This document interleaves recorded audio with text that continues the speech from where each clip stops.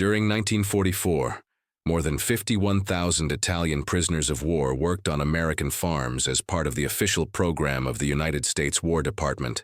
In Texas, these men, captured in North Africa, were assigned to rural properties where labor was scarce because of military enlistment. The treatment of these prisoners strictly followed the Geneva Convention, creating a surprising reality for both captors and captives. Marco Belandi never imagined that defeat could taste like hope. At 22, the Italian soldier stepped onto Texan soil, carrying only the weight of a lost war and the fear of the unknown. Cotton fields stretched endlessly beneath the scorching sun, but it wasn't the crops that struck him. It was the steady, respectful gaze of farmer Henry Collins, waiting without chains or humiliation. This is the story of the Lost War Archives, when prisoners discovered that the truest battles are sometimes won with dignity. Freedom at times begins where we least expect to find it. The military convoy raised a cloud of red dust that spread across the fields like a silent omen. Marco Belandi watched through the barred window of the truck, trying to decipher the landscape that had become his uncertain fate. Fields stretched as far as the eye could see, broken only by small wooden houses that looked like toys forgotten in the vast Texan plain. The July heat seeped through the heated metal, blending the soldier's sweat with the acrid scent of suspended dust. His hands trembled almost imperceptibly, not from the heat but from the uncertainty of what awaited them in these strange lands. The other prisoners kept silent, each lost in their own fears and memories of capture in Tunisia. The monotonous drone of the diesel engine echoed like a funeral march, marking the final miles of a journey that had turned them from soldiers into strangers, dependent on another's mercy. Marco closed his eyes and tried to recall his mother's face, but the image dissolved in the hot haze that entered through the truck's cracks. Henry Collins waited at the main gate of the farm, leaning against the wooden post that held a faded sign with the property's name. His 50 years were etched in the deep wrinkles around his blue eyes, marks of decades spent under the relentless Texas sun. The straw hat cast a shadow that couldn't hide the serious, though not hostile expression with which he watched the approaching military convoy. His worn boots tapped nervously on the packed earth, betraying an anxiety he tried to mask with the upright stance of a man raised taming horses and facing storms. The plaid cotton shirt clung to his torso with sweat, but he refused to seek the shade of the nearby porch. Margaret, his 19-year-old daughter, watched from the kitchen window, biting her lower lip in a gesture that revealed her restrained curiosity. The farmer knew these men were not common criminals. They were defeated soldiers, and that made all the difference in his personal code of honor. When the first truck stopped in front of him, Henry took a deep breath and prepared for a meeting that would change the lives of everyone involved. The American sergeant stepped down first, his military boots landing with a dry thud on the rocky soil. He carried a folder of documents and wore a professional expression that contrasted with the rural surroundings. Marco was the third man to climb down, his legs unsteady after hours of cramped travel. The Texan sun struck him like a hammer, making him blink repeatedly as his eyes adjusted to the blinding light. The first thing he noticed was the absence of barbed wire around the property. Only low wooden fences meant more to mark cultivated areas than to imprison. The smell of damp earth mixed with the sweet scent of cotton blossoms filled his nostrils, a fragrance utterly different from the diesel and fear that had filled his journey. The other prisoners instinctively clustered together like wounded animals seeking mutual protection. Henry studied each face carefully, trying to read the stories written in the tired expressions of those young men. Margaret appeared on the porch carrying a pitcher of chilled water and glasses that sparkled in the golden afternoon light. Her presence brought a touch of domestic normalcy that dramatically contrasted with the unfolding military scene. The bureaucratic formalities unfolded with the mechanical precision typical of military administration. The sergeant read aloud the prisoners' names, their former ranks, and the conditions of employment established by the government program. Marco listened to his name pronounced with the officer's Texan accent, a sound that made him feel even farther from home. The rules were clear: daily work in the fields, adequate meals, decent housing, and treatment in accordance with the Geneva Convention. Henry nodded solemnly at each item, showing a respect for the rules that surprised the prisoners, who were used to the casual brutality of war. The farmer signed the documents with a gold pen that caught the sunlight, a simple gesture that officially sealed the fate of those men for the coming months. Margaret distributed the chilled water without discrimination, offering it first to the prisoners even before the American officers. The liquid slid down their parched throats like a promise that perhaps, just perhaps, this place would be different from the hell they expected. When the last paper was signed and the military convoy departed, leaving only another cloud of dust, an uncanny silence settled between captors and captives. Henry removed his hat and ran a hand through his gray hair, a gesture that revealed both weariness and resolve. He looked each prisoner in the eye, establishing a human connection that transcended linguistic and political barriers. His first words were spoken slowly, in simple English that Marco could partially understand thanks to the basic lessons he had received in Italian school. The farmer explained that they were not considered enemies on this property, but temporary workers deserving of dignity while fulfilling their duties. Henry's deep voice carried a sincerity that pierced the emotional defenses of men accustomed to shouted orders and contempt. Margaret translated a few phrases into halting Italian learned from books, her awkward but touching efforts drawing the first shy smiles from the prisoners. The sun began to dip below the horizon, bathing the cotton fields in golden tones that turned the landscape into an impressionist painting.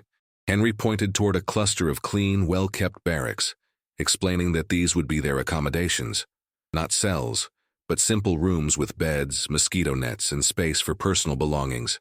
The contrast between expectation and reality was so stark that some prisoners exchanged incredulous glances, as if fearing such kindness might be a cruel trap. Marco felt something stir in his chest, a feeling that took a few seconds to recognize as hope being reborn. The first dinner at the Collins farm unfolded in an atmosphere of mutual caution, yet growing curiosity. The long table on the back porch was set with plain porcelain plates, clean silverware, and cloth napkins that stood in sharp contrast to the metal bowls and rusty spoons of prison camps. Margaret prepared a beef and potato stew that filled the air with a homely aroma capable of awakening childhood memories in even the hardest hearts. Henry insisted everyone sit at the table as guests, not prisoners, a courtesy that initially embarrassed the Italians, who were accustomed to rigid hierarchies and deliberate humiliations. Conversation came in fragments, switching between English, Italian, and universal gestures that transcended language. Marco tasted the stew and had to blink several times to hold back involuntary tears. It wasn't just the delicious food, but the kindness with which it was served. The other prisoners ate in respectful silence, some wiping their plates with pieces of fresh bread, as if afraid to waste a single drop of that unexpected generosity. Margaret observed quietly, making mental notes of preferences and needs she noticed in each weary face.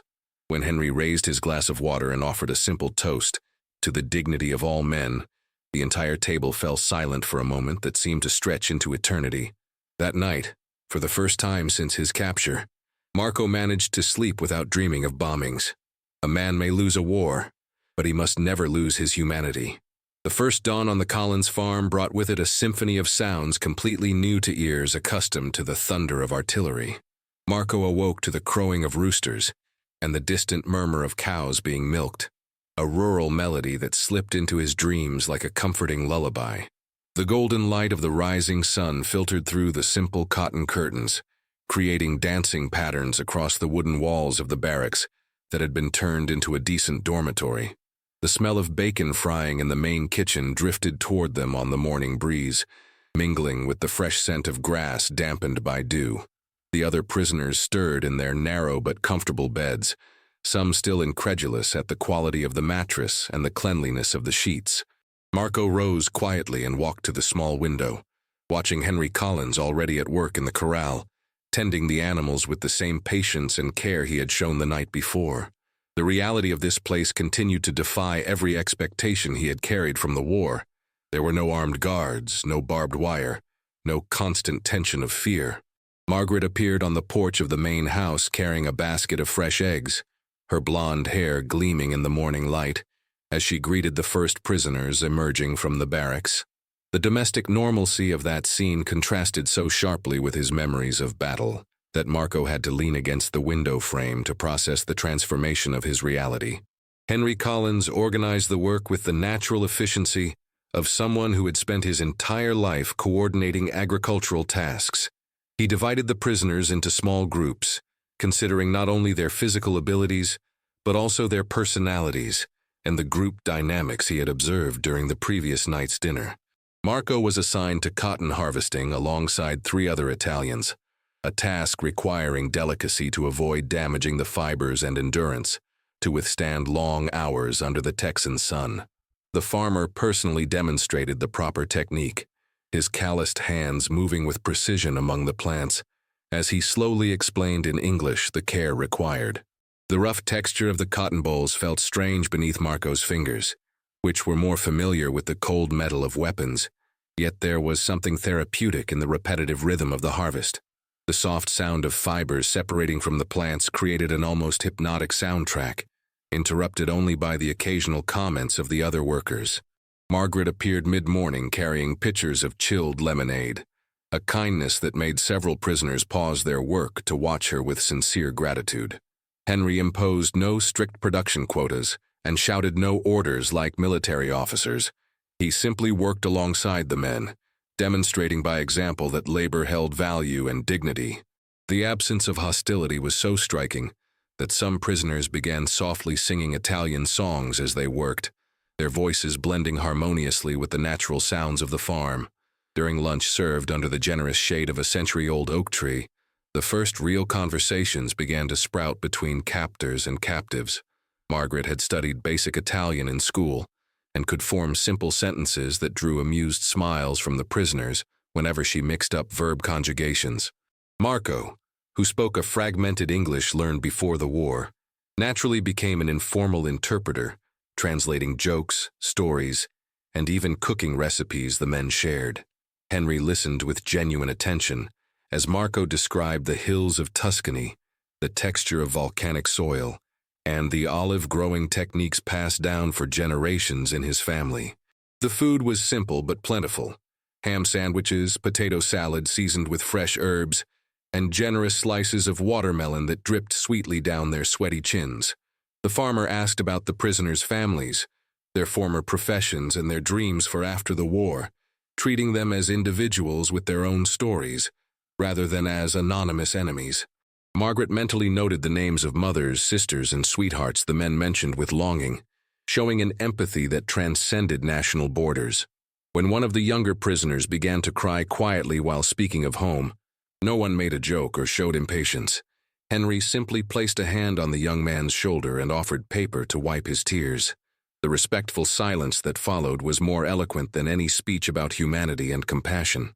Afternoons on the farm established their own rhythm, different from military urgency, yet equally productive. Marco discovered he had a natural ease with horses, a skill Henry noticed and soon fostered by assigning him to care for the animals in the stables. The scent of fresh hay and well-kept leather awakened memories of his youth when he helped an uncle who raised horses near Florence. The animals responded positively to his gentle touch, and the words whispered in Italian, a universal language of affection that needed no translation. Margaret often found him speaking to the horses in his native tongue, describing the Italian landscapes as if they were close friends capable of understanding his nostalgia. Physical work, unlike military brutality, had a constructive purpose that satisfied something deep within his soul. Each bale of hay stacked, each animal well cared for, each fence mended contributed to something greater than destruction. Henry began teaching him specific cattle handling techniques, demonstrating a growing trust that did not go unnoticed by the other prisoners. Late afternoons were devoted to maintaining equipment and cleaning the facilities, tasks the men performed with a care that surprised even themselves. The feeling of being useful, of contributing to something constructive instead of merely destroying, fed a dignity that the war had nearly extinguished. When the farm bell rang to signal the end of the workday, the prisoners walked back to their quarters with a quiet satisfaction that stood in dramatic contrast to the existential emptiness of the battlefield. Evenings on the Collins farm developed an almost family-like quality that surprised everyone involved. After dinner, when the Texas heat finally relented, the men gathered on the back porch to talk, play cards, or simply gaze at the stars that shone with an intensity impossible to see in the bombed-out European cities. Henry brought out an old guitar and asked if anyone could play, discovering that one of the prisoners, Giuseppe, had skillful hands for music and a melancholy voice that turned even the most cheerful songs into touching laments. Margaret learned Italian words and taught English expressions, creating a spontaneous cultural exchange that filled the nights with genuine laughter. Marco began writing letters home under the soft glow of a kerosene lamp, describing not the horrors of captivity he had expected, but the unexpected kindness he had found in those distant lands.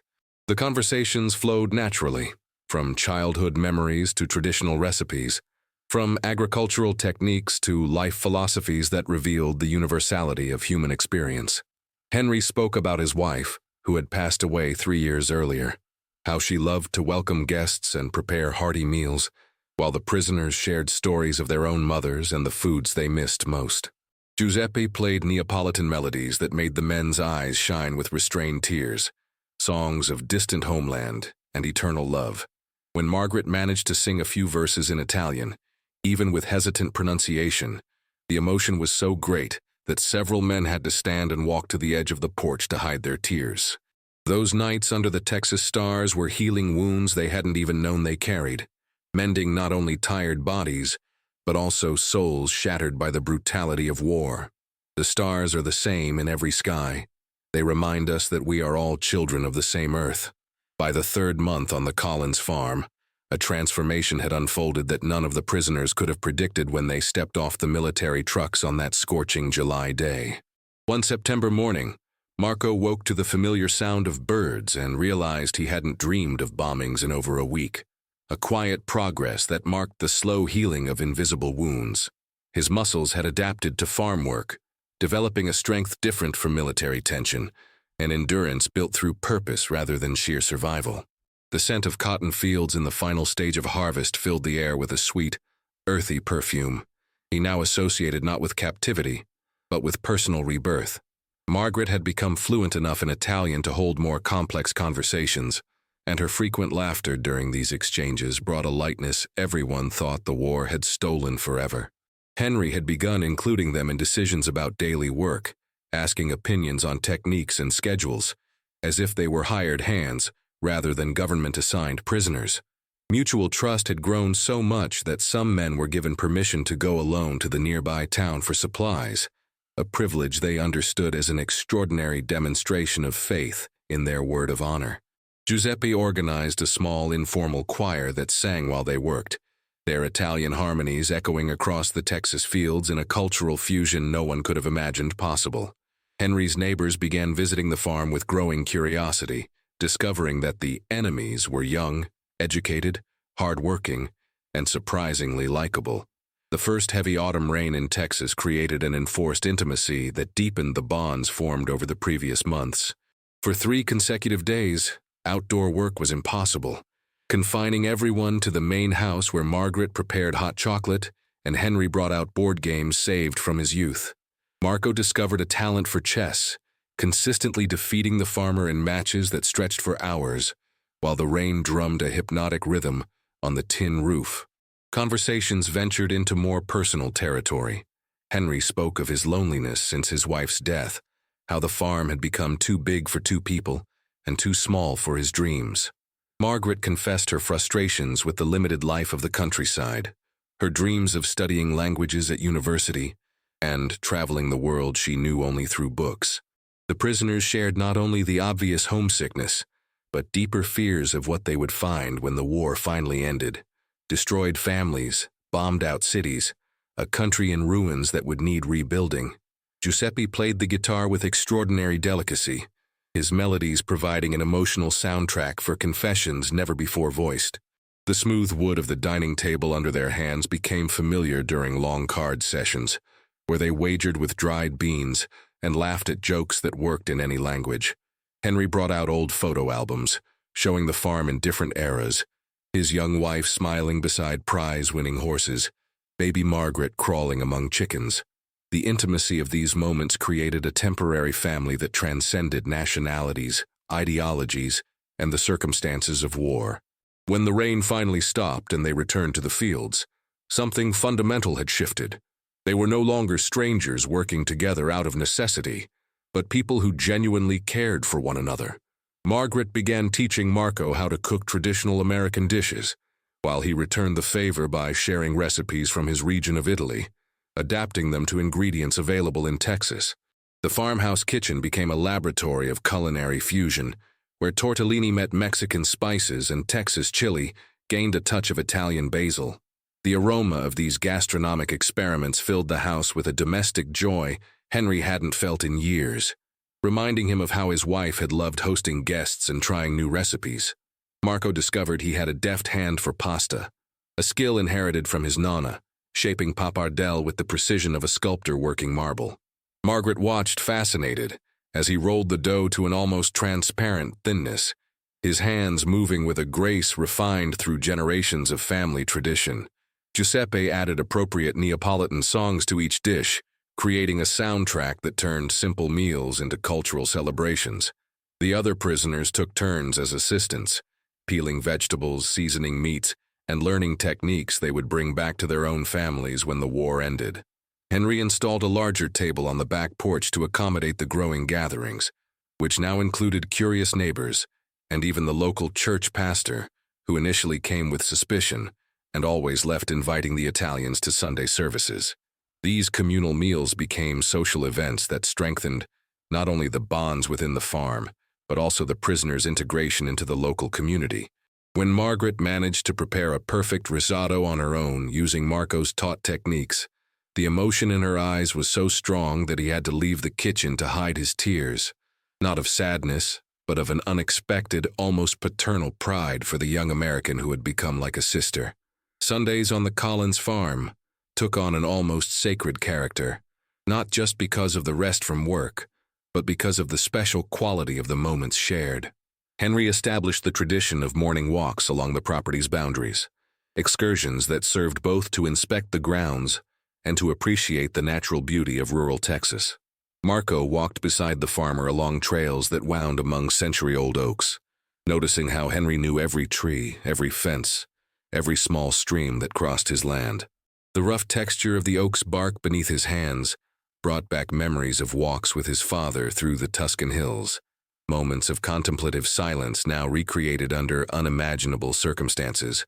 Margaret rode alongside them on a gentle mare, pointing out wildflowers that grew freely and explaining how her mother used to make arrangements with those same species. The sound of hooves on the rocky ground created a soft rhythm that accompanied conversations about agriculture, philosophy, and dreams for the future when the war would be only a distant memory. Giuseppe and the other prisoners joined the walks carrying baskets to gather wild berries, an activity that made them feel more like participants in a family picnic than captives in enemy territory.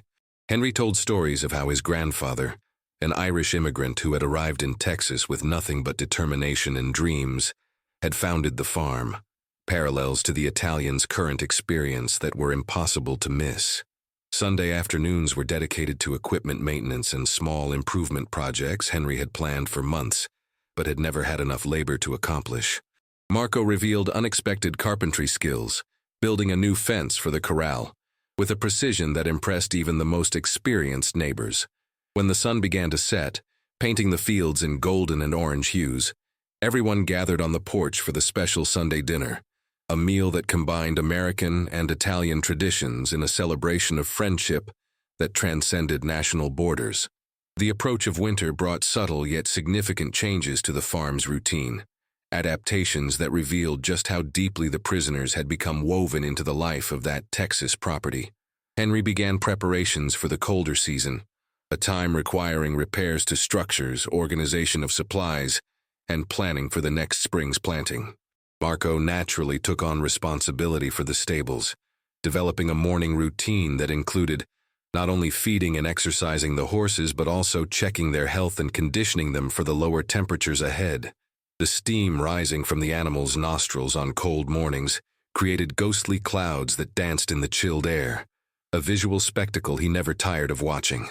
Margaret began preparing preserves and jams with fruit from the orchard, a process that involved all the prisoners in sessions of peeling, cutting, and seasoning that turned the kitchen into a center of frantic yet joyful activity. Giuseppe organized work songs to accompany these tasks, creating rhythms that synchronized everyone's movements and turned routine chores into improvised celebrations. Henry taught food preservation techniques that would be useful for the men when they returned to Italy. Practical knowledge that added real value to the skills they would take back to their families. The nights grew longer and colder, creating opportunities for indoor projects such as mending clothes, maintaining tools, and long reading sessions by the fireplace. Marco began writing a detailed journal of his experience, recording not only events but internal transformations he knew would be important to remember when the war was only history. The bonds formed during the autumn solidified into a genuine friendship that all knew would outlast the end-of-the-world conflict. The heart knows no borders. It recognizes only kindness wherever it blooms. The telegram arrived on a cold December morning, delivered by the rural mailman who had known Henry Collins for decades, and immediately noticed the tension on the farmer's face as he read the official message. The words seemed to dance before Marco's eyes as Margaret slowly translated the contents. The war in Europe was coming to an end, and the first groups of Italian prisoners would begin to be repatriated in the coming months. The silence that followed was more deafening than any bombing, an emotional void where joy and sorrow mixed in a tangle of feelings impossible to unravel. Henry folded the paper with exaggerated care, his hands trembling almost imperceptibly as he processed the reality that the men who had become part of his daily life would soon leave forever. The smell of freshly brewed coffee still filled the kitchen, but no one could feel hunger or thirst in the face of such momentous news. Margaret leaned against the doorframe, biting her lower lip in a gesture that betrayed her struggle to hold back tears that threatened to overflow. Giuseppe stopped playing the guitar mid-melody, the strings vibrating in the silence like echoes of a song cut off too soon. Marco felt his chest tighten with a physical pain, as if someone had tied ropes around his lungs. It was both the ache of missing home and the fear of leaving the only place where he had found peace since the war began. The weeks following the telegram were marked by an emotional intensity that turned every ordinary moment into something precious and fragile. Henry intensified his agricultural lessons, as if determined to ensure that Marco and the others would carry with them practical knowledge to help rebuild a war-torn Italy. Lessons in crop rotation, animal care, and equipment maintenance took on a new urgency, becoming tangible legacies of months of harmonious coexistence. Marco absorbed every piece of information with the dedication of a student preparing for crucial exams, taking detailed notes in a notebook Margaret had given him specifically for that purpose. The rough texture of the paper beneath his pen became familiar during long nighttime sessions, in which he documented not only agricultural techniques, but also personal reflections on the transformations the Collins farm had worked in his soul. Giuseppe composed a special song about Texas, a melancholy melody that captured both the gratitude and the anticipatory longing for the place that had welcomed them with such generosity. Margaret began preparing farewell gifts, small personal tokens each prisoner could take as a keepsake, photographs of the farm, handwritten recipes, even small seedlings of native plants that could be grown in Italian soil. Henry arranged visits to neighboring farms, proudly introducing the prisoners as his boys, and demonstrating the skills they had developed during their time in Texas.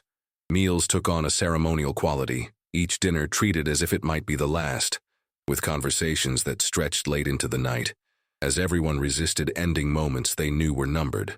Marco's letter to his family in Italy, written one January afternoon as golden light filtered through the cotton curtains, revealed transformations he himself was still discovering. His words flowed across the page with an emotional maturity that stood in stark contrast to the frightened young soldier captured in Tunisia 18 months earlier.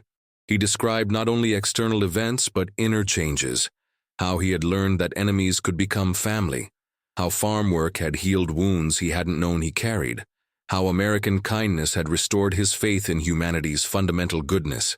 The pen scratched softly across the paper as he struggled to find Italian words to express feelings that had grown in English, a linguistic challenge that mirrored deeper changes in his identity. Margaret sat nearby, helping with translations of specific expressions and offering her perspective on the events they had shared, her presence comforting him through an emotionally painful process. Henry occasionally appeared to add his own greetings to the Belandi family, expressions of respect and affection that transcended cultural and political barriers. Giuseppe contributed little melodies that Marco wove into his descriptions of special moments, trying to convey through words the music that had filled their Texas nights. The other prisoners took turns reading sections of the letter, offering suggestions and sharing their own reflections on the transformative experience they had all lived.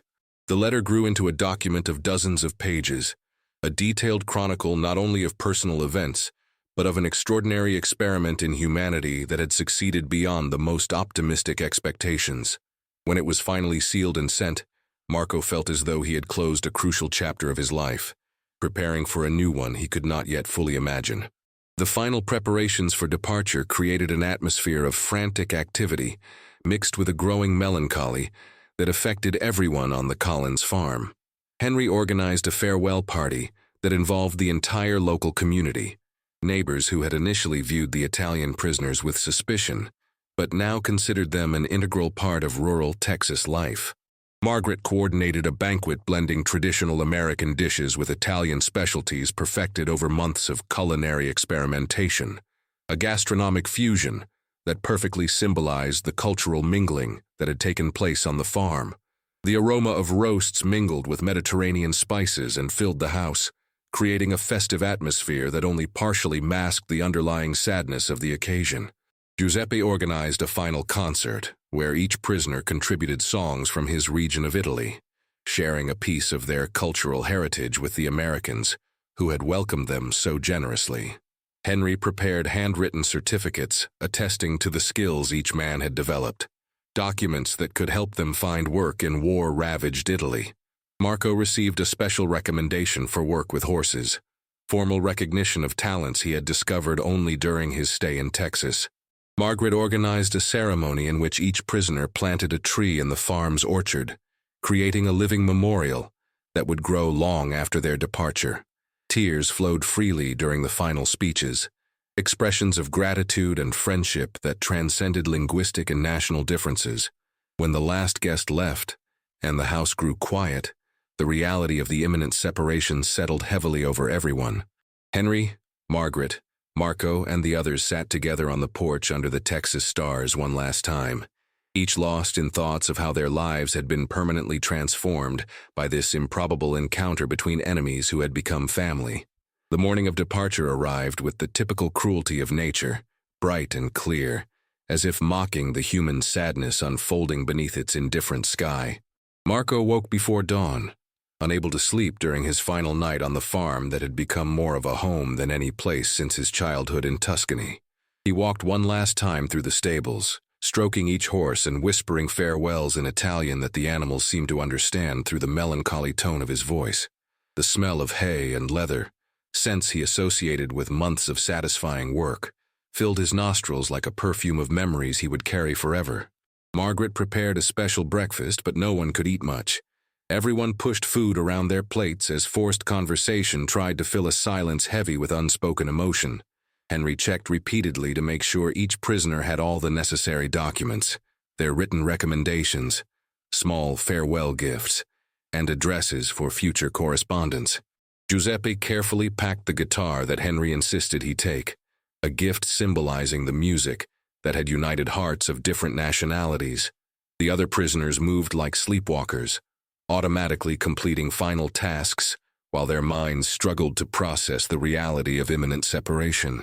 When the military convoy appeared on the horizon, raising its familiar cloud of red dust, everyone on the farm gathered at the same gate where this extraordinary journey had begun 18 months earlier. Marco took one last look at the cotton fields, at the house where he had found peace, at the people who had become an improbable but genuine family. The farewells were a blur of embraces, tears, promises to write, and gratitude expressed in multiple languages, all converging in the universal recognition of human love that transcends every artificial border created by wars and politics. Some seeds are planted in foreign soil, but their roots grow toward the heart. The Italy Marco found upon disembarking in Naples was a ghost of a country, an unrecognizable skeleton of the nation he had left behind when he'd marched confidently toward North Africa. Streets pocked by bombings told stories of suffering, written in shattered stone and twisted metal. urban scars that bled memories of nightly terror and systematic destruction. The smell of dust, rubble, and hopelessness hung in the air like a macabre perfume that invaded his nostrils and awakened a claustrophobia he hadn't felt in months. Skinny children with eyes too big for their gaunt faces begged returning soldiers for food, their small outstretched hands trembling not only from hunger, but from an ancestral fear etched into their souls by years of deprivation and violence. Marco instinctively touched the pocket where he kept the last biscuits Margaret had prepared for the journey. Small treasures that now seemed like relics from an impossible world where food was plentiful and offered with smiles. The other former prisoners walked beside him in stunned silence, all processing the brutal contrast between Texan abundance and the Italian devastation spread before them like an open wound at the heart of civilization. Voices around them spoke his native language, but the words sounded strange after months of conversing in broken English and gesturing feelings that transcended linguistic barriers. Giuseppe clutched to his chest the box containing Henry's guitar, as if that instrument were a talisman capable of protecting him from the reality unfolding at every ruined corner. The train to Florence was crammed with refugees, demobilized soldiers, and entire families carrying everything they owned in cardboard suitcases and improvised bags, an errant humanity trying to piece together lives shattered by years of total conflict. The train ride up the Italian peninsula revealed a scarred landscape that contrasted painfully with the memories Marco had cultivated during his captivity in Texas. Entire cities reduced to rubble dotted the route like broken teeth in an injured mouth, while once fertile fields lay abandoned, their soil marked by bomb craters and crisscrossed with barbed wire demarcating minefields. The cold feel of the train's metal bench beneath his hands was nothing like the polished wood of the Collins farmhouse dining table, a tactile difference that symbolized the abyss between two worlds he now had to reconcile in his fragmented mind. Women dressed in black occupied most of the seats, premature widows carrying photographs of dead husbands and whispering prayers that mixed gratitude for peace with laments for those lost forever. Marco watched the Tuscan hills approach through the fogged window, recognizing familiar contours but noting disturbing absences. Destroyed bridges, ruined houses, abandoned vineyards his family had cultivated for generations. An old man seated beside him began recounting stories of the final years of the war, tales of hunger, nighttime bombings, and the Allies' arrival that brought liberation mixed with national humiliation. Giuseppe tried to play cheerful melodies to lift the passengers' spirits, but his Neapolitan songs came out too melancholy, steeped in a sadness no effort could fully disguise. The ruined railway stations where they stopped to resupply showed crowds of people waiting for news of missing relatives, makeshift posters with photographs and handwritten names in a desperate gallery of improbable hopes. When he finally spotted Florence's towers on the horizon, Marco felt a mix of relief and terror that made him clutch convulsively the suitcase holding Henry's letters and photographs of the Texas farm, proof that the extraordinary experience had truly happened. The family home in Florence had survived the bombings, but it was inhabited by the ghosts of lost abundance and dreams interrupted by the brutality of war. His mother, Caterina Belandi, had aged 2 decades in the 18 months of his absence, her hair completely white framing a face scored with worry lines that had deepened into permanent furrows. The scent of rosemary and garlic that had always perfumed that kitchen was gone, replaced by vague odors of mildew and scarcity that spoke of cold winters without proper heat and meals made mostly of hope and prayer.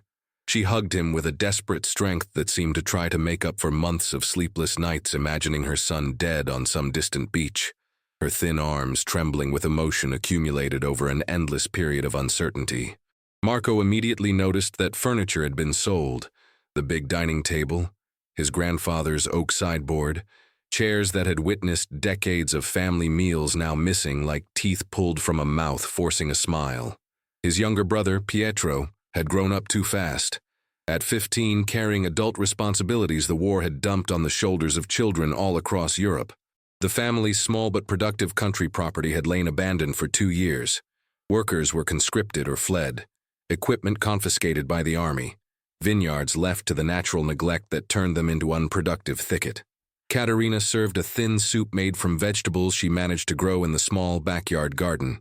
a meal that contrasted starkly with the generous banquets at the Collins farm, but that Marco received with quiet gratitude and held back tears. When she timidly asked about his captivity, expecting stories of humiliation and suffering, Marco struggled to find words to explain how he had found an unlikely family in enemy land, how forced labor had become renewed purpose, how prisoners had discovered dignity through the unexpected kindness of their captors. The first weeks at home were marked by a painful process of readaptation that revealed how deeply the Texan experience had transformed not only his practical skills, but his outlook on human possibility. Marco tried to implement agricultural techniques he'd learned from Henry Collins, adapting American methods to Italian conditions, with results that surprised neighbors accustomed to traditions passed down for generations. The familiar texture of Tuscan soil beneath his hands stirred childhood memories, but he now touched the earth with new knowledge of crop rotation, water conservation, and preventive animal care. Giuseppe visited often, bringing Henry's guitar and organizing small concerts that drew neighbors curious about American songs they had learned in Texas, foreign melodies that felt strangely comforting in a context of national reconstruction. Pietro watched his older brother with growing admiration, absorbing not only agricultural techniques, but work philosophies that emphasized cooperation over competition, dignity through purpose rather than status through domination. Marco wrote his first letter to the Collins farm on a rainy March afternoon, describing an Italy devastated yet beginning to be reborn, sharing with Henry and Margaret details of how he was applying their teachings, and expressing a longing that went beyond simple nostalgia to touch the realm of genuine familial love. The Italian postal system was chaotic, but he persisted in sending letters through American charities, determined to keep the connection with people who had become a permanent part of his soul. Caterina noticed profound changes in her son, a new patience in the face of hardship, a generosity extended even to neighbors who had been hostile during the war, an emotional maturity that contrasted with the bitterness shown by other veterans. When former regiment comrades visited to trade battle memories, Marco preferred to talk about agriculture, about the dignity of work, about possibilities for reconstruction that reached beyond merely restoring what had existed before. His stories of respectful treatment received from American enemies initially provoked skepticism, but gradually inspired reflection on the nature of humanity that transcends national and ideological divides.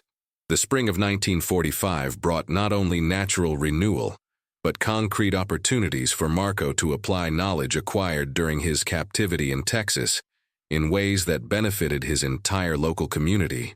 He organized a cooperative of small farmers who had lost equipment during the war, implementing a system for sharing tools and techniques he had learned from watching how Henry Collins coordinated work on his property.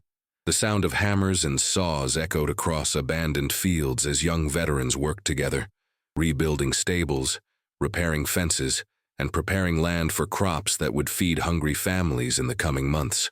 The fragrance of freshly plowed earth mixed with wildflowers growing among the ruins created a perfume of hope that dramatically contrasted with the smells of destruction that had dominated previous years. Pietro became his most dedicated assistant, absorbing not only practical techniques but values of cooperation and mutual respect that Marco had assimilated while living with the Collins family. Giuseppe organized music sessions during work breaks, his Texan-tinged melodies blended with traditional Italian songs to create a reconstruction soundtrack that inspired even the most discouraged.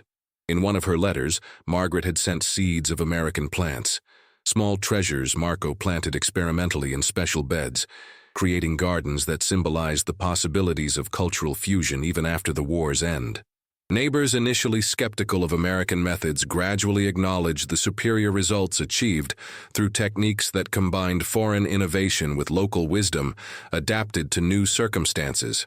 Henry Collins sent technical manuals on cattle raising and grain cultivation, materials Marco translated into Italian and distributed free to farmers struggling to restart productive activity.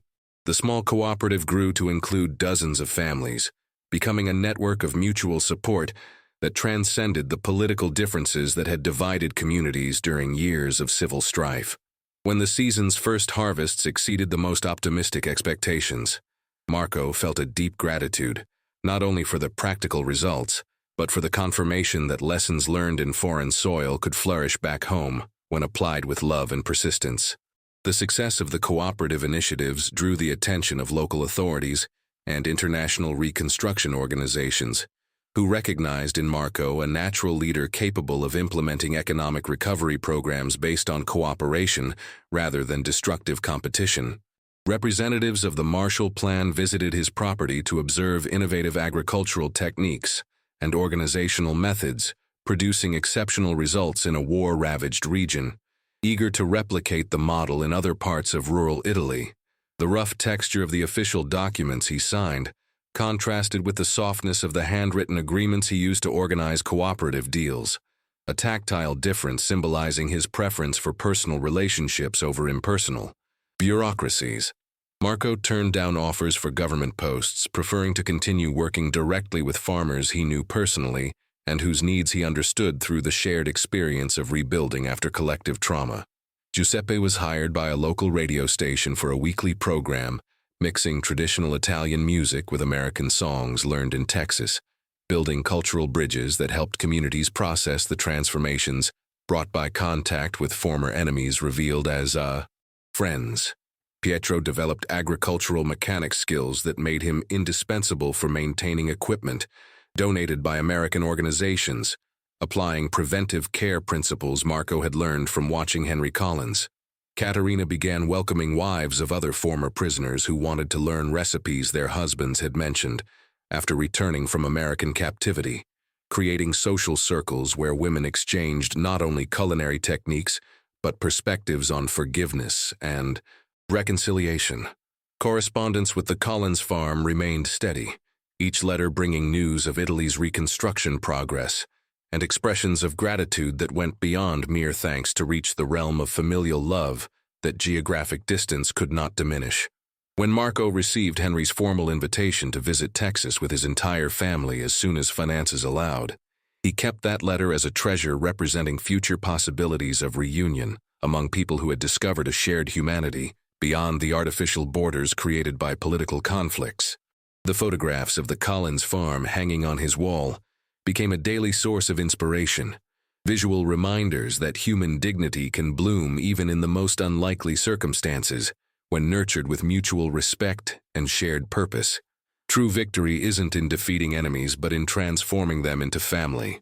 The official invitation arrived on a golden morning in September 1947, delivered by the mailman, who had known Marco since childhood, and immediately noticed the contained excitement in his eyes as he read the envelope with an American seal.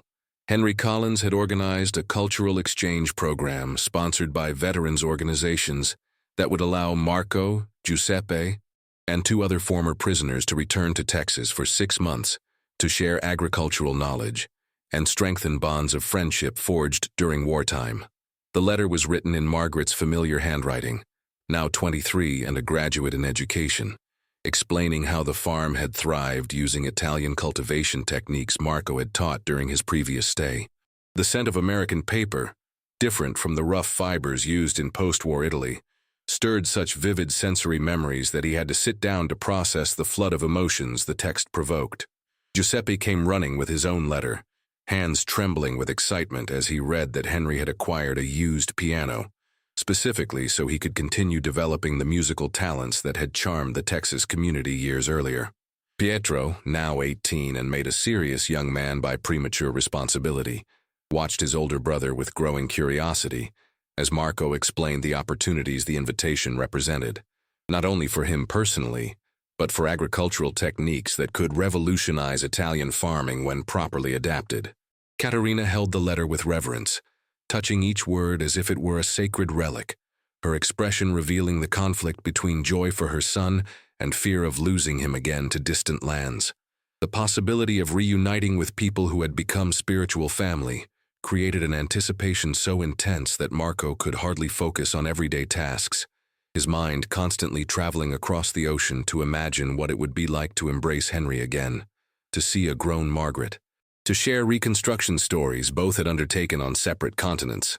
The decision to accept was immediate, but preparations proved complex, involving bureaucratic documents, financial arrangements, and family plans that would allow Pietro to assume the cooperative's responsibilities during his absence.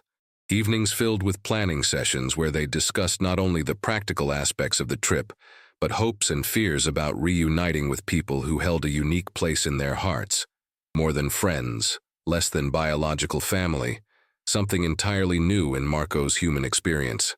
The Atlantic crossing in October 1947 was nothing like the forced prisoner voyage 3 years earlier, transformed into a journey of joyful anticipation rather than terror over an unknown destination.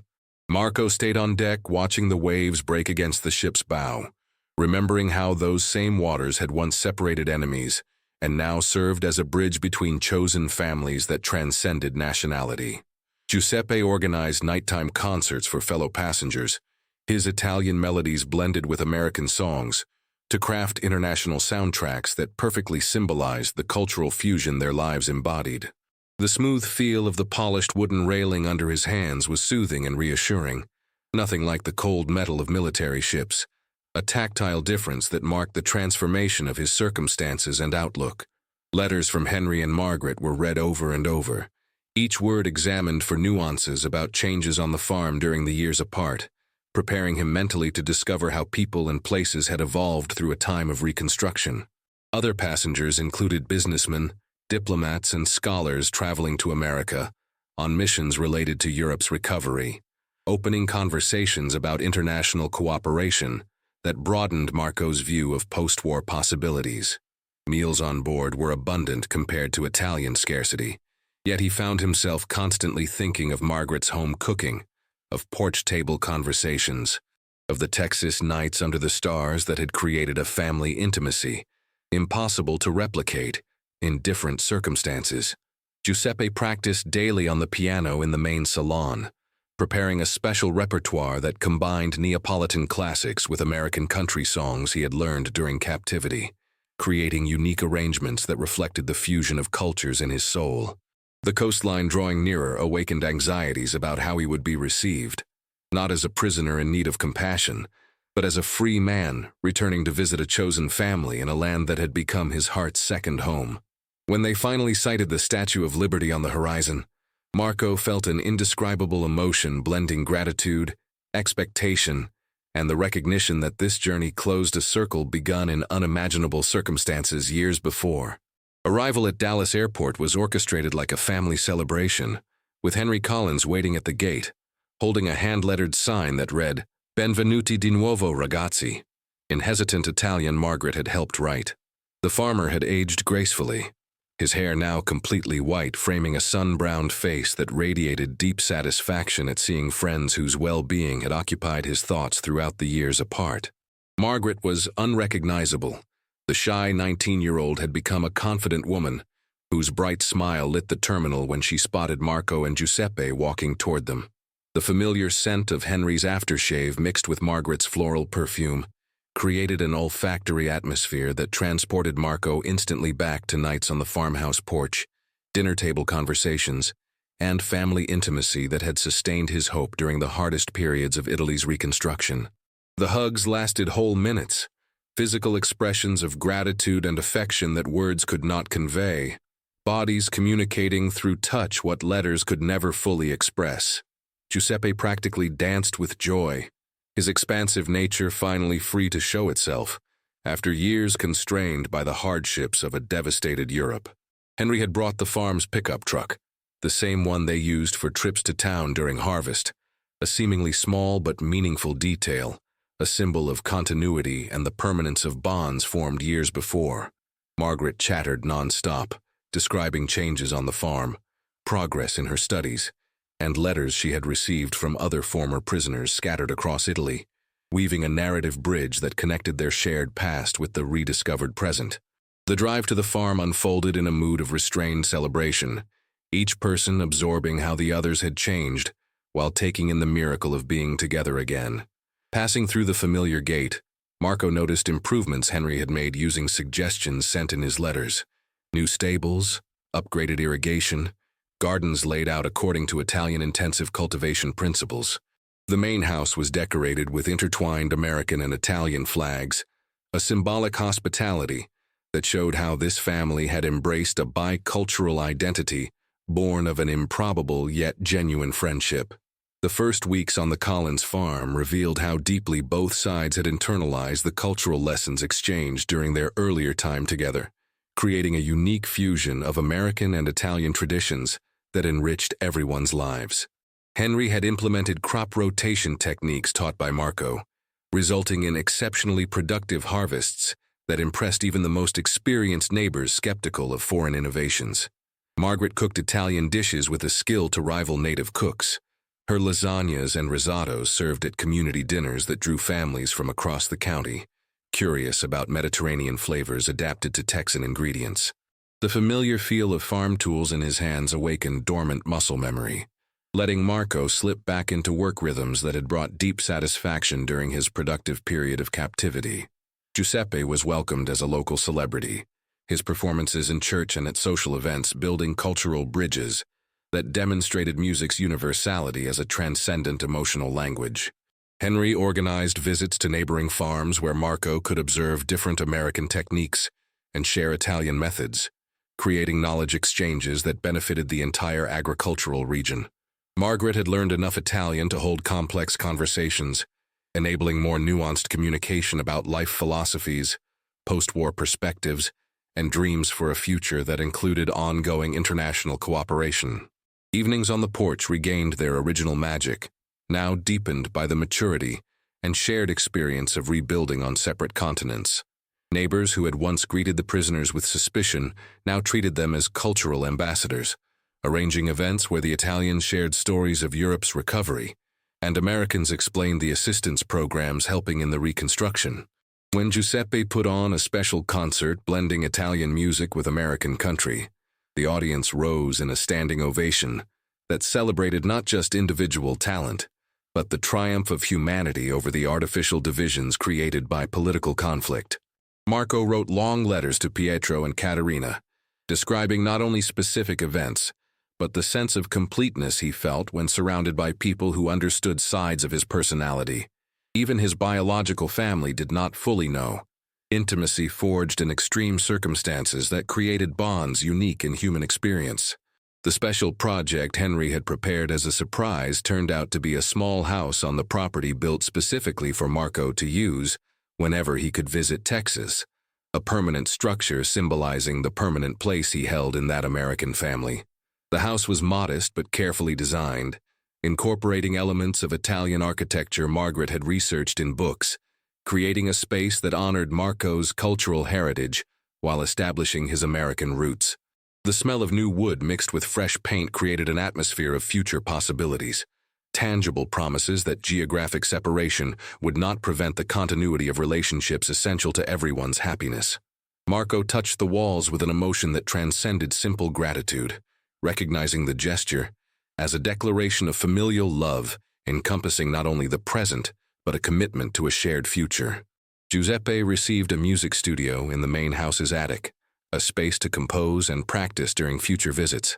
Formal recognition of his talent as a cultural bridge builder through the universal language of music. Henry explained that the house represented an investment not only in personal friendship, but in the continuation of the cultural exchange that had enriched the farm beyond any material expectation. Margaret had decorated the interior with photographs of Italy, maps of Tuscany, and reproductions of Renaissance art, creating a sense of homeland within a foreign space. The small library included books on Italian agriculture, European history, and literature that would let Marco maintain intellectual connections with his heritage, while developing new perspectives through American lenses. When Giuseppe played a special serenade on the porch of the new house, his melodies echoed across the Texas fields, like musical blessings over a structure that represented the triumph of human cooperation over seemingly insurmountable barriers.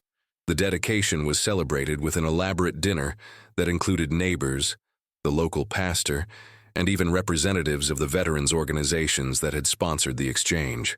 In impromptu speeches, Americans and Italians alike acknowledged that the little house represented something larger, proof that former enemies can become family when guided by principles of human dignity and mutual respect that transcend nationalities and temporary politics.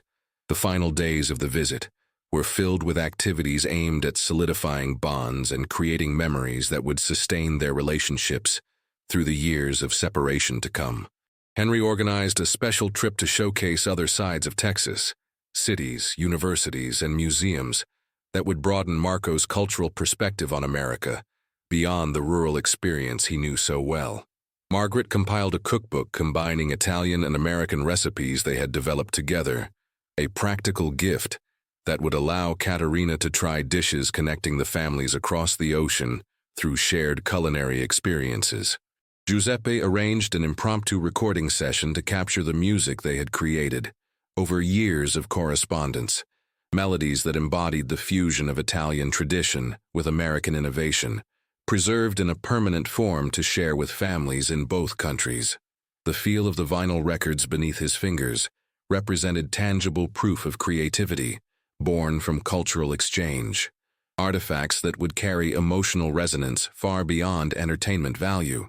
Henry presented detailed plans for expanding the agricultural cooperative Marco had started in Italy, offering technical assistance and financial support that could accelerate recovery on a much larger scale. Margaret had accepted a position teaching Italian at a local college, a decision influenced in part by friendships that had exposed her to the richness of other cultures and opportunities to share knowledge across borders. Their final conversations were deep and emotional, all recognizing that this reunion confirmed the permanence of bonds that transcended the circumstances of their formation. Giuseppe prepared a farewell concert that drew an audience from the entire region, a performance serving both as a celebration of friendship and a demonstration of what is possible when cultures collaborate rather than compete. Marco spent the final night in his new house, sitting on the porch and looking up at the Texas stars that had witnessed transformations which seemed miraculous when viewed through the lens of history. The photographs he took during the visit would serve as visual bridges, connecting the Texas landscape with Italian memories, reminders of the place where his heart found an expansion that changed not only his own life, but also communities on both sides of the ocean. When dawn came over the Texas plains for the last time during that visit, Marco knew he would carry not only memories, but a commitment to continue building bridges capable of connecting former enemies through bonds of shared humanity, stronger than any political division. True home isn't where we are born, but where our heart finds peace and purpose. The return to Italy at the end of 1947 brought not only bags full of gifts and American seeds, but a transformed vision of international cooperation that stretched far beyond personal friendships. Marco disembarked in Genoa carrying detailed plans to expand the agricultural cooperative Henry had helped develop, technical documents on soil conservation methods, and letters of introduction to American organizations willing to support reconstruction projects in war-ravaged Europe. Giuseppe brought his American guitar and a collection of sheet music that blended traditional Italian melodies with country harmonies, a musical repertoire that embodied the cultural fusion born of a unique experience of reconciliation through art. The familiar smell of sea salt mixed with Mediterranean perfumes stirred conflicting feelings in him, joy at returning to his homeland, balanced by the already growing longing for the second family he had left on the far side of the ocean. Pietro was waiting on the pier with Caterina, both transformed by the months of responsibility during his absence, showing a maturity and competence that filled him with paternal pride, mingled with the recognition that time had passed for everyone during those months of separation. The train trip to Florence was filled with detailed reports on the cooperative's progress, the achievements Pietro had secured by applying the techniques he'd learned, and the challenges they'd faced during a period of excessive rains that tested their improvised drainage systems. Caterina listened to stories about the Collins farm, with a smile that mixed curiosity with something approaching maternal approval for the people who had cared for her son during the hardest times of his life. Photographs of the house Henry had built specifically for Marco's future visits circulated among the neighbors with a mix of incredulity and admiration, tangible proof that relationships forged during wartime could transcend politics to become genuine family bonds. Giuseppe was immediately booked for concerts at multiple venues, his reputation as a musical ambassador preceding his return and creating opportunities to share the cultural bridges that universal music provides. The seeds and technical manuals Marco brought were distributed free of charge among cooperative members, knowledge sharing that multiplied the benefits of his experience in exponential ways that blessed the entire community. When they reached Florence at sunset, the golden light over the familiar hills highlighted both the continuity of the landscape and the changes that time and human effort had brought to a region, slowly healing from the wounds of war. The first months of 1948 marked a period of dramatic expansion for the initiatives Marco had launched before his trip, now powered by technical knowledge, international connections, and financial resources that made it possible to turn local experiments into regional programs with lasting impact. The agricultural cooperative grew from 24 families to more than 100 smallholdings, applying integrated cultivation methods, creating a network of producers who shared equipment, knowledge, and markets in ways that benefited the entire local community. Henry Collins had set up a development fund through American veterans organizations, resources that enabled the purchase of modern tractors, irrigation systems, and selected seed stock that multiplied productivity beyond any previous expectation. The rough texture of official contracts contrasted with the handwritten agreements Marco preferred for organizing local partnerships, symbolizing the tension between necessary bureaucracies and the personal relationships that formed the true foundation of successful cooperation. Giuseppe was hired by Italy's national radio for a weekly program featuring international music, a platform he used to tell stories about transatlantic friendships and the possibilities of reconciliation through cultural exchange. Pietro had become a specialist in maintaining modern farm equipment, skills that made him indispensable to the cooperative's success and a symbol of a new Italian generation, combining traditional wisdom with innovative techniques. Margaret sent regular correspondence with updates on developments at the Collins farm, including photographs of improvements they'd implemented using Marco's suggestions, visual proof that the transfer of knowledge worked in both directions across the ocean. Cooperative meetings were held in a barn Pietro had converted specifically for community gatherings, a space where farmers could share experiences, solve problems collectively, and celebrate successes that belonged to the entire group rather than to individual achievers. Caterina organized a women's auxiliary focused on food preservation techniques, combining traditional Italian methods with American innovations Marco had learned, creating hybrid approaches that maximized nutritional value and extended the shelf life of agricultural products. The cooperative's success attracted the attention of government officials and international organizations eager to replicate the model in other regions devastated by war. Recognition that validated an approach prioritizing cooperation over competition as the foundation for sustainable reconstruction. The soil conservation techniques Henry had taught proved especially valuable during an unusually wet spring that might have devastated crops managed through traditional methods, demonstrating the practical value of knowledge acquired through cultural exchange programs. The construction of a technical agricultural school on the cooperative's property represented the culmination of dreams Marco had nurtured since returning from America, an institution that combined practical training with a philosophical education in cooperation and international understanding. The building was designed using a blend of Italian and American architectural traditions, creating a unique structure that symbolized the cultural fusion that had enriched everyone's lives. Henry Collins contributed not only funding, but also a detailed curriculum balancing theoretical knowledge with hands-on experience, ensuring graduates would be prepared for leadership roles in agricultural communities throughout Italy. Margaret donated a library of technical books, agricultural journals, and cultural literature that provided an intellectual foundation for a comprehensive education extending beyond farming techniques to include broader perspectives on rural development and international cooperation. Giuseppe established a music program that taught students about the power of the arts as bridges between communities, using music as a universal language capable of overcoming barriers of nationality, religion, or economic status. The first class of students included not only young Italians, but also refugees from other European countries, seeking skills to rebuild their lives in a post-war world, creating an international environment that reflected the cooperative vision Marco had experienced firsthand.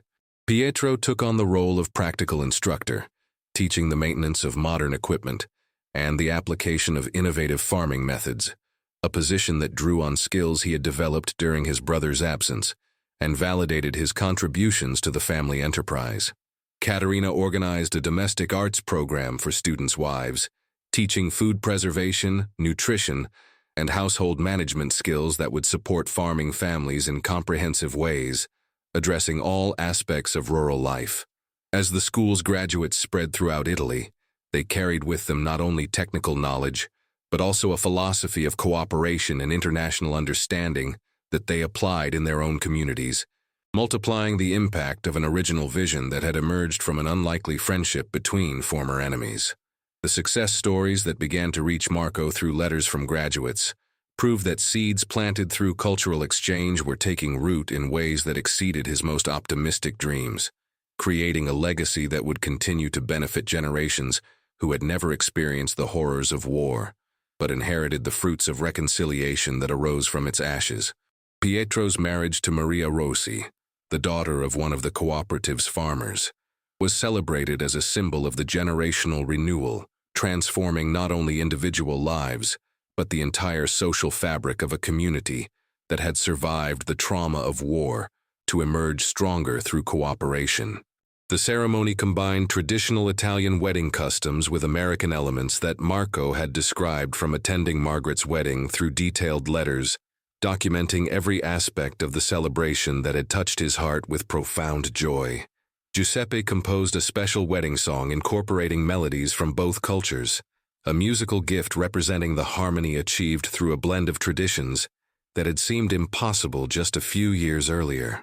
Henry Collins sent an elaborate wedding gift, a complete set of modern kitchen equipment manufactured in America, but designed specifically for Italian cooking, a practical present symbolizing his understanding of cultural preferences, developed through years of correspondence and shared experiences.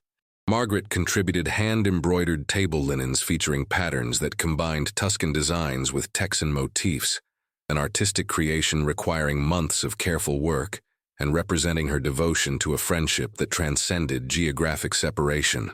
The reception was held in the barn that had become the community center, a space where hundreds of guests celebrated not only the union of the young couple, but the triumph of hope over despair that their marriage represented for a generation whose formative years had been marked largely by sorrow. In his speech, Pietro thanked not only family and friends but also the American family that had contributed to the community's reconstruction through the generous sharing of knowledge, resources, and friendship that made possible the prosperity surrounding them. Maria wore a wedding dress crafted by a local seamstress using silk Margaret had sent specifically for that purpose, a material gift with emotional significance far beyond its monetary value. The wedding photographs sent to America showed smiling faces of people who had rediscovered the capacity for joy after years of struggle, visual proof of the healing brought about through community effort and international cooperation. The newlyweds planned to visit Texas on their honeymoon, a journey that would complete the circle of cultural exchange by bringing the next generation into relationships that had become the foundation for ongoing friendship between families, separated by an ocean but united by bonds stronger than blood.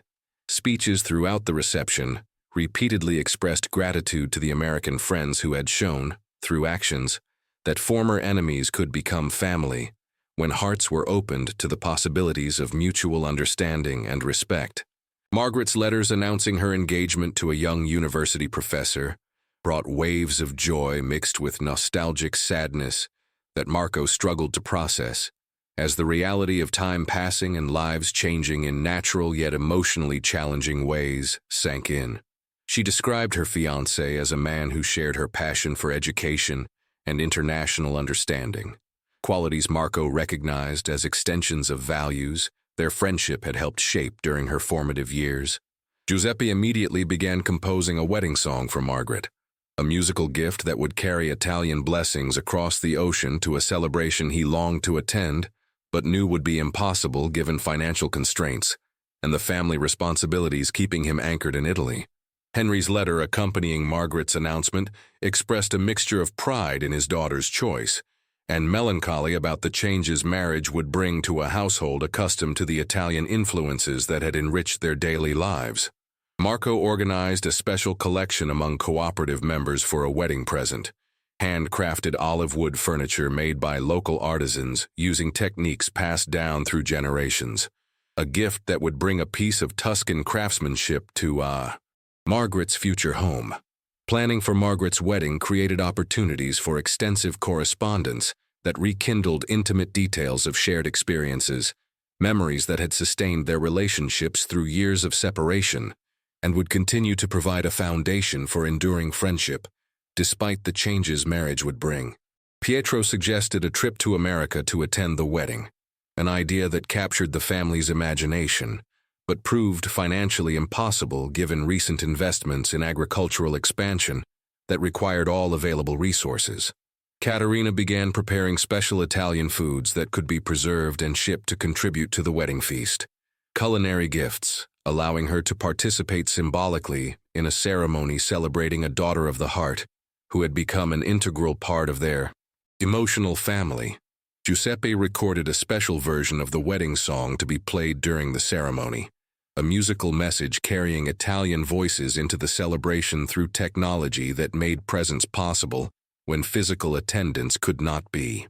As the date approached, the entire community pitched in to prepare messages, gifts, and tokens of affection to accompany the formal present, a collective expression of gratitude and love that transcended individual relationships to represent a broader triumph of human connection over barriers that had once seemed insurmountable. The 1950s consolidated transformations that had begun with the improbable encounter between former enemies, creating permanent changes that extended far beyond individual lives to influence entire regions through programs that institutionalized cooperation as the method for sustainable development.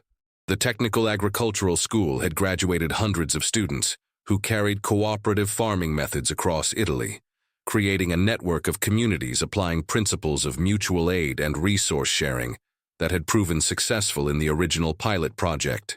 Giuseppe's radio program expanded to television when the new medium became available, providing a platform to share cultural exchange programs that inspired similar initiatives throughout a Europe rebuilding not only its infrastructure, but also its relationships among nations that had once been enemies. Marco was invited to serve as an advisor to international development organizations, a role that allowed him to share his experience globally while maintaining his base in the community that had nurtured the original vision through local application of universal principles. Henry Collins established a permanent scholarship fund that brought young Italian farmers to study in America each year, ensuring the continuation of exchange programs that had proven beneficial to both countries through decades of productive cooperation. Margaret's children grew up hearing stories about the Italian family that had become an integral part of their heritage, creating a new generation that naturally understood the importance of international friendship as a foundation for a peaceful world.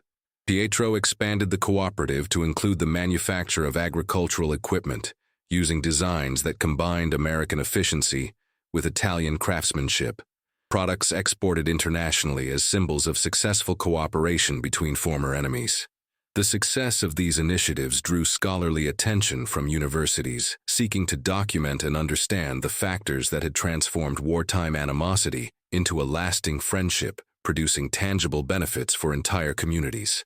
Giuseppe's compositions were performed across Europe as examples of cultural fusion that demonstrated the possibilities of artistic collaboration across national boundaries once thought absolute.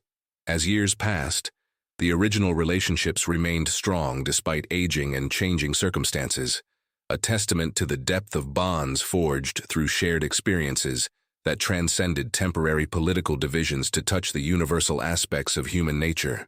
The letters between the families continued for decades, creating an archive of friendship that documented the evolution of relationships from wartime necessity through post-war cooperation to permanent family ties that enriched the lives of all participants and inspired countless others to believe in the possibilities of peace through mutual understanding and respect.